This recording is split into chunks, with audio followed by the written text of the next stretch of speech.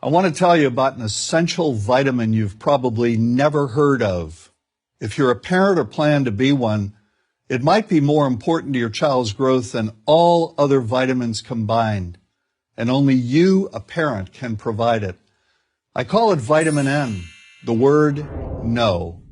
More and more children, I find, are suffering from vitamin N deficiency, and they, their parents, and our entire culture are paying the price.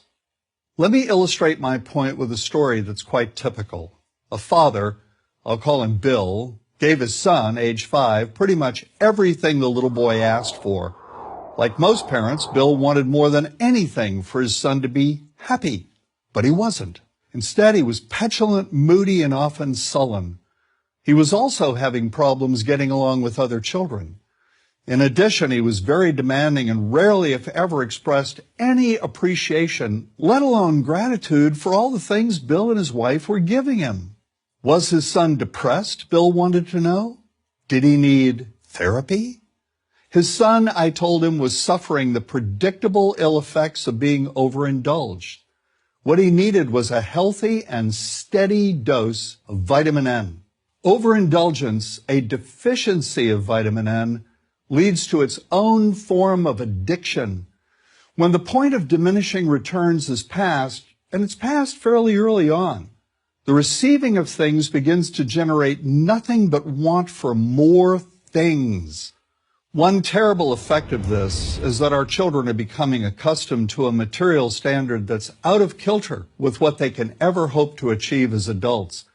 Consider also that many, if not most, children attain this level of affluence not by working, sacrificing, or doing their best, but by whining, demanding, and manipulating. So in the process of inflating their material expectations, we also teach children that something can be had for next to nothing.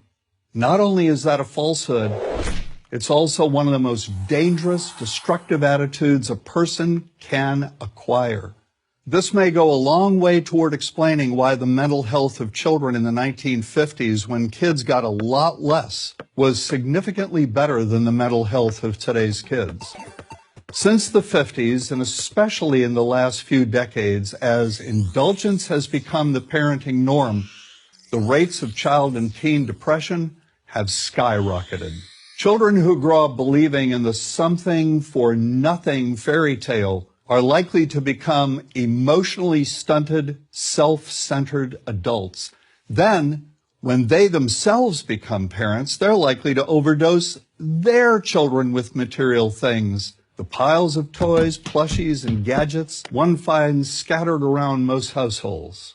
In that way, overindulgence, a deficiency of vitamin N, becomes an inherited disease, an addiction passed from one generation to the next. This also explains why children who get too much of what they want rarely take proper care of anything they have. Why should they? After all, experience tells them that more is always on the way. Children deserve better. They deserve to have parents attend to their needs for protection, affection, and direction. Beyond that, they deserve to hear their parents say no far more often than yes when it comes to their whimsical desires. They deserve to learn the value of constructive creative effort as opposed to the value of effort expended whining, lying on the floor, kicking and screaming, or playing one parent against the other. They deserve to learn that work is the only truly fulfilling way of getting anything of value in life, and that the harder they work, the more ultimately fulfilling the outcome. In the process of trying to protect children from frustration, parents have turned reality upside down. A child raised in this topsy-turvy fashion may not have the skills needed to stand on his or her own 2 feet when the time comes to do so. Here's a simple rule.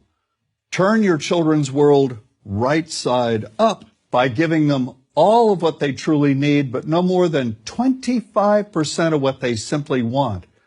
I call this the principle of benign deprivation.